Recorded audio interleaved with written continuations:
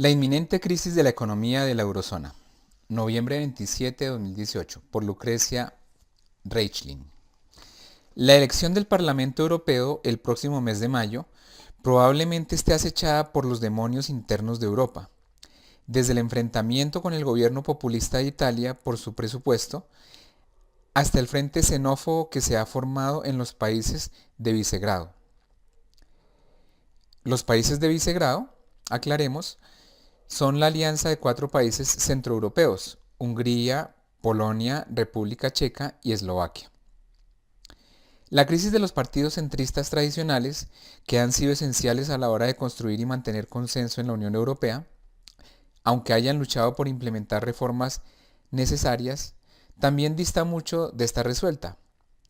Pero sí, tal como sugieren los indicadores actuales, Europa enfrenta una desaceleración económica.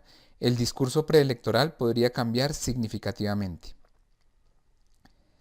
Hasta hace pocos meses, el discurso prevaleciente era que la crisis económica había terminado, inclusive para los países más afectados de la periferia de la eurozona.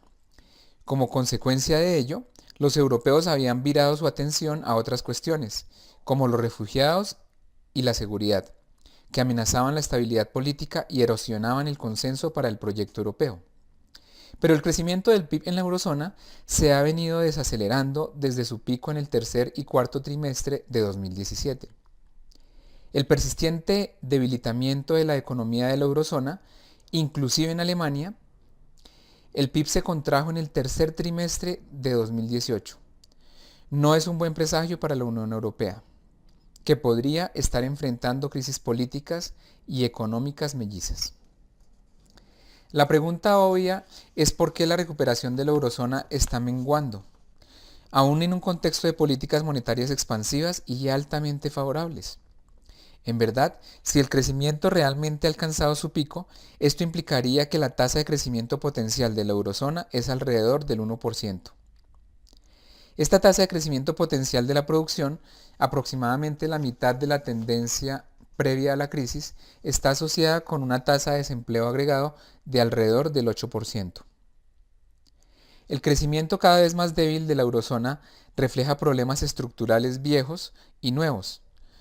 El legado de la última crisis, que todavía gravita en la calidad de los activos de los bancos, altos niveles de deuda en algunos países y shocks externos que han afectado la demanda. En otras palabras, Europa enfrenta desafíos para su crecimiento potencial, así como fuerzas cíclicas negativas.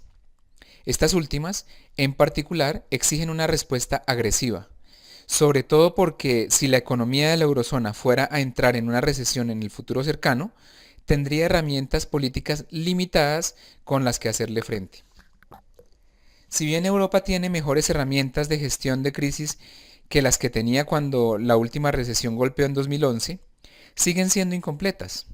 Es más, el Banco Central Europeo tendrá menos espacio para utilizar la política monetaria para hacer arrancar la economía. Las tasas de interés ya están en cero, y un nuevo programa de compra de activos inevitablemente sería polémico. La política fiscal está en una posición igualmente débil. Por supuesto, es esencial evitar que se repita el error que se cometió en 2009, cuando los líderes de la Unión Europea abrazaron una rápida consolidación fiscal antes de que la recuperación hubiera cobrado fuerza. Pero, para contrarrestar la desaceleración cíclica, haría falta más estímulo. Sin embargo, una nueva recesión haría que los mercados financieros estuvieran mucho más divididos según las líneas nacionales, fortaleciendo al mismo tiempo la correlación entre riesgo soberano y riesgo bancario. Muchos países tendrían un margen limitado para una política fiscal contracíclica, ya sea por las reglas de la Unión Europea en materia de deuda pública o porque la tolerancia al mercado de la deuda pública es más baja en una unión monetaria, como se tornó evidente desde 2010. Elevar las primas de riesgo mina el efecto expansionista de los déficits fiscales, inclusive en épocas de recesión. Es más, dada la falta de alguna capacidad fiscal común, no existe ninguna institución o mecanismo que pueda aplicar el estímulo fiscal a la eurozona en su totalidad. y no se pueden esperar reformas que aborden esta situación en los próximos meses. Normalmente, si la capacidad fiscal de un país está debilitada, su respuesta podría ser una coordinación de política monetaria y fiscal. Para que eso funcione en la eurozona, todos los países miembros deben trabajar en conjunto.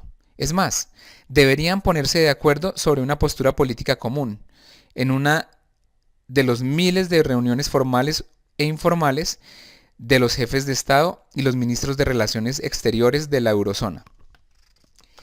Esto no nos dejaría mercados plenamente calmos, porque es poco probable que un acuerdo incluya una garantía conjunta ilimitada de nueva deuda emitida por países ya endeudados.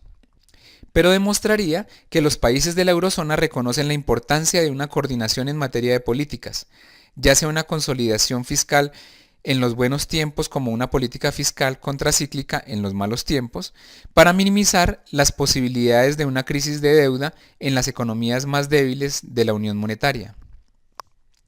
Más importante, esta coordinación de alguna manera serviría para reconstruir la confianza mutua, que lamentablemente viene escaseando en Europa.